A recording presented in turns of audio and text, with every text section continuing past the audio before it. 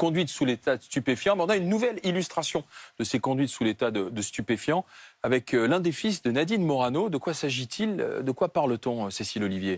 Alors, le fils de Nadine Morano a été interpellé par la CRS autoroutière d'Alsace-Lorraine. Vous savez que les CRS, certains surveillent les autoroutes, et ils ont interpellé donc le fils de Nadine Morano qui avait percuté le pare-choc d'un poids lourd au moment où il entrait sur l'autoroute, et ils l'ont interpellé pour délit de fuite et pour conduite sous l'emprise de cocaïne, parce qu'après son interpellation, il a été testé, il s'avérait qu'il était positif à la cocaïne, et il a été placé en garde à vue à 12h05 exactement. Donc sa garde à vue peut durer jusqu'à 48 heures. Et alors, qu'est-ce qu'il risque? Conduire sous l'emprise de stupéfiants est passible de 2 ans de prison et 4 500 € d'amende, une peine qui peut aller jusqu'à 3 ans et 9 000 € d'amende si la personne a également un taux d'alcoolémie excessif. Et puis, il peut y avoir des sanctions annexes, retrait de permis, suspension, et le délit de fuite, confiscation du véhicule, etc. Le délit de fuite aussi est sanctionné. Et sanctionné également. Mais c'est un accident matériel. Oui, voilà, il n'y a pas de victime. Il a percuté le pare-choc d'un poids lourd, donc c'est un accident matériel. Et délit de fuite sans doute parce qu'il savait qu'il était sous stupéfiants et...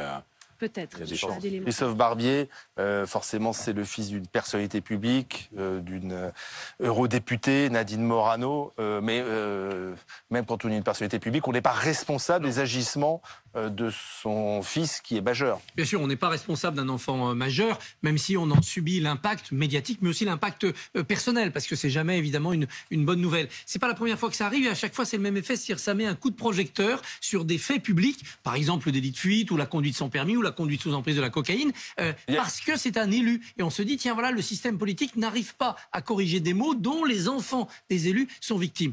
On a beaucoup d'exemples. On a des exemples de petites infractions mineures. Rappelez-vous le scooter de Jean Sarkozy. On a des exemples plus graves. Le fils de Marisol Touraine qui avait été incarcéré pour extorsion de fonds.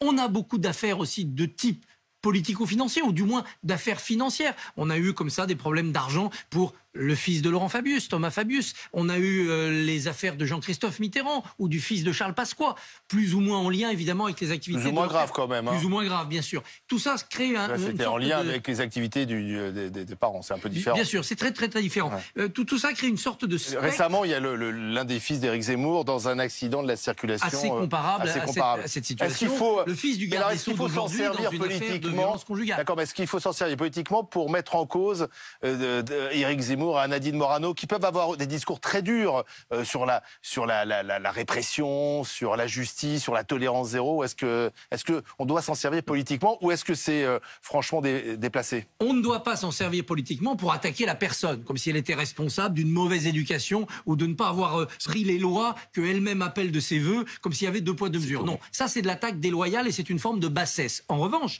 on peut se dire, voilà, c'est le fils ou la fille d'une personnalité, ça montre bien qu'il y a des problèmes dans notre société. Et notamment la conduite sous stupéfiants, ça touche tout le monde. Ça touche tout le monde, et donc profitons entre guillemets de ce coup de projecteur, parce que c'est l'enfant d'une personnalité politique, pour se mettre autour d'une table tous et éventuellement légiférer s'il le faut, en tout cas changer les règles. Il y a un mois, Nadine Morano était sur le plateau de BFM TV justement, et c'était toute la question de la drogue aujourd'hui, de la prise des stupéfiants qui touche toutes les couches de la société. Et voilà ce qu'elle répondait à Maxime.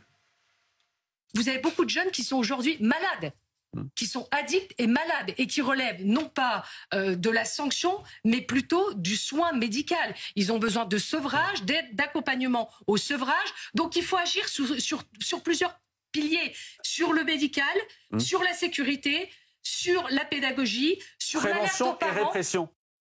Voilà, Nadine Morano qui parlait d'une jeunesse qui est malade et qu'il convient de soigner. Et la génération Covid arrive.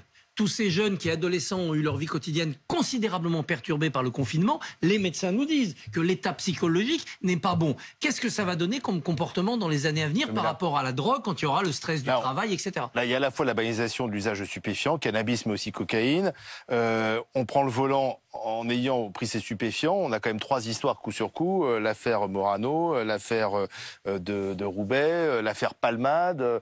C'est un problème de société. Pourquoi a-t-on besoin de prendre tous ces stupéfiants dans notre société? On dit que que la France est le pays qui consomme le plus de cannabis en Europe. On est aussi les champions d'Europe, je crois, d'utilisation de psychotropes. Triste record, oui. Alors, on n'est pas obligé de prendre... Mais la France est un pays de gens qui ne vont pas bien. Alors, c'est difficile à dire. Il y a certaines personnes qui vont consommer à visée anxiolytique parce qu'elles vont mal psychiquement. D'autres personnes qui consomment, elles vous le diront, à visée plutôt festive ou désinhibitrice.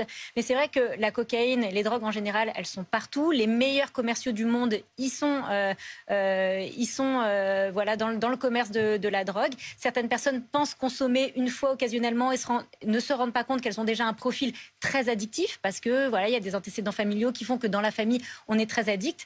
On ne se rend pas compte forcément des dangers quand on commence que l'on prend en ayant consommé de la cocaïne ou du cannabis au volant. L'alcool, il y a eu tellement de campagnes de prévention et puis parfois on sent vraiment les effets.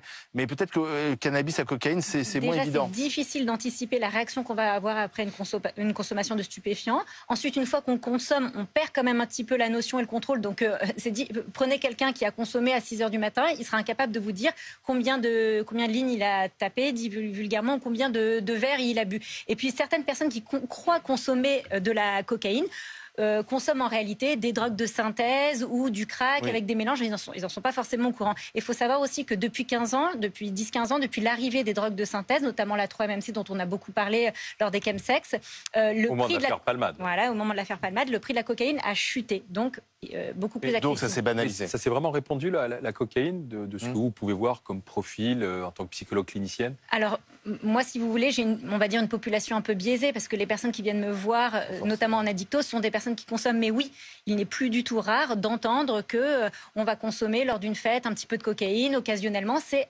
même l'alcool, même le cannabis, de tout. Il n'y a pas de profil. Il n'y a pas de profil. Toutes les classes sociales, tous les âges. Alors, s'il y a quelque chose que je peux vous dire, c'est qu'il n'y a pas de classe sociale. Plutôt les hommes, plutôt les femmes? Non, il n'y a pas.